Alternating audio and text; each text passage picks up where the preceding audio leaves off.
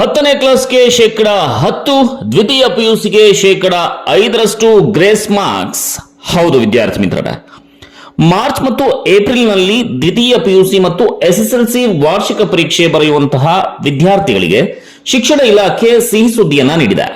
ಪರೀಕ್ಷೆಯಲ್ಲಿ ಒಟ್ಟಾರೆ ಕನಿಷ್ಠ ಅಂಕಗಳನ್ನ ಗಳಿಸುವಂತಹ ಎಸ್ಎಸ್ಎಲ್ಸಿ ವಿದ್ಯಾರ್ಥಿಗಳೇನಿದ್ದಾರೆ ಇವರಿಗೆ ಶೇಕಡ 10ರಷ್ಟು ಹಾಗೂ ಪಿಯುಸಿ ವಿದ್ಯಾರ್ಥಿಗಳೇನಿದ್ದಾರೆ ಇವರಿಗೆ ಶೇಕಡ 5ರಷ್ಟು ಕೃಪಾಂಕಗಳನ್ನ ಈ ವರ್ಷವೂ ಕೂಡ ನೀಡೋದಿಕ್ಕೆ ಕರ್ನಾಟಕ ಶಾಲಾ ಪರೀಕ್ಷಾ ಮತ್ತು ಮೌಲ್ಯ ನಿರ್ಣಯ ಮಂಡಳಿ ನಿರ್ಧಾರವನ್ನ ಮಾಡಿರುವಂತದ್ದು.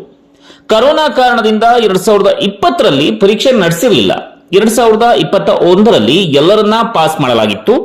2022ರಲ್ಲಿ ಶೇಕಡ 10ರಷ್ಟು ಕೃಪಾಂಕಗಳನ್ನ ಕೂಡ ನೀಡಲಾಗಿತ್ತು.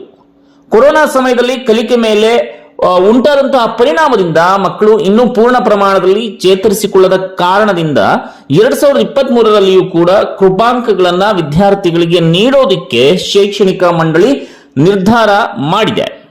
2019ರವರೆಗೆ ಶೇಕಡ 5ರಷ್ಟು ಕೃಪಾಂಕಗಳನ್ನ ಮಾತ್ರ ನೀಡಲಾಗ್ತಾ ಇತ್ತು ಅಂತ ಈಗ ಆಲ್ರೆಡಿ ಮಂಡಳಿಯ ಮೂಲಗಳು ತಿಳಿಸಿವೆ.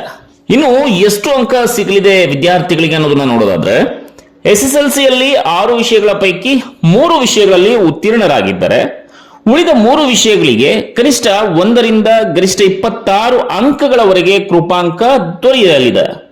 ಆದರೆ 625ಕ್ಕೆ ಅಂಕಗಳಿಗೆ ಕನಿಷ್ಠ 219 ಅಂಕ ಪಡೆಯಲು ಬೇಕಾಗುವ ಅಂಕಗಳನ್ನು ಕೂಡ ನೀಡಲಿದೆ.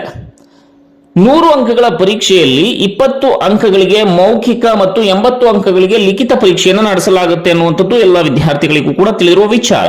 80 ಅಂಕಗಳಿಗೆ ಕನಿಷ್ಠ 28 ಅಂಕಗಳನ್ನ ಪಡೆದಿರಬೇಕು. ಆದ್ರೆ ಕೆಲವು ವಿದ್ಯಾರ್ಥಿಗಳು ಕೆಲವು ವಿಷಯಗಳಲ್ಲಿ ಹೆಚ್ಚಿನ ಅಂಕಗಳನ್ನ ಪಡೆದು ಕೆಲವು ವಿಷಯಗಳಲ್ಲಿ ಕಡಿಮೆ ಅಂಕಗಳನ್ನ ಪಡೆದಿರ್ತಾರೆ. ಉದಾಹರಣೆಗೆ ಸರ್ಕಾರಿ ಶಾಲೆ ಮಕ್ಕಳಾಗಿರ್ಬೋದು, ಅಥವಾ ಕನ್ನಡ ಮಾಧ್ಯಮದ ಮಕ್ಕಳಾಗಿರ್ಬಹುದು, ಅಥವಾ ಹಿಂದಿ ಇಂಗ್ಲಿಷ್ ನಲ್ಲಿ, ಅಥವಾ ಇನ್ನು ಈ ತರ ಉಳಿದಂತಹ ವಿಷಯಗಳಲ್ಲಿ ಹಿಂದುಳಿದಿರ್ತಾರೆ.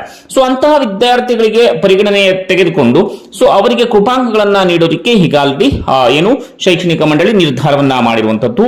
ಈ ಒಂದು ನಿರ್ಧಾರ ಯಾರು ಅತಿ ಹೆಚ್ಚಾಗಿ ರ್ಯಾಂಕ್ ಅನ್ನು ತೆಗೆದುಕೊಳ್ತಾರೆ ಅಂತಹ ವಿದ್ಯಾರ್ಥಿಗಳಿಗೆ ಈ ಒಂದು ವಿಚಾರ ಬೇಸರವನ್ನ ತರಬಹುದು. ಈಗ ಕೃಪಾಂಕವನ್ನ ನೀಡ್ತಾ ಇರೋದು ಸರಿನಾ ಅಥವಾ ತಪ್ಪಾ ಅನ್ನೋದನ್ನ ಕಮೆಂಟ್ ಬಾಕ್ಸ್ ನಲ್ಲಿ ಮರಿದೇನೆ ಕಮೆಂಟ್ ಮಾಡಿ ತಿಳಿಸಿ ವಿದ್ಯಾರ್ಥಿ ಮಿತ್ರರೇ. ನಿರಂತರ ಶೈಕ್ಷಣಿಕ ಸುದ್ದಿಗಳಿಗಾಗಿ ನೋಡ್ತಾ ಇರಿ ಪುನರ್ವಿ ಎಜು ಸಂಸ್ಕಾರ. ಇದು ಕಲಿಕೆಯ ಸಾಗರ. ನಮಸ್ಕಾರ.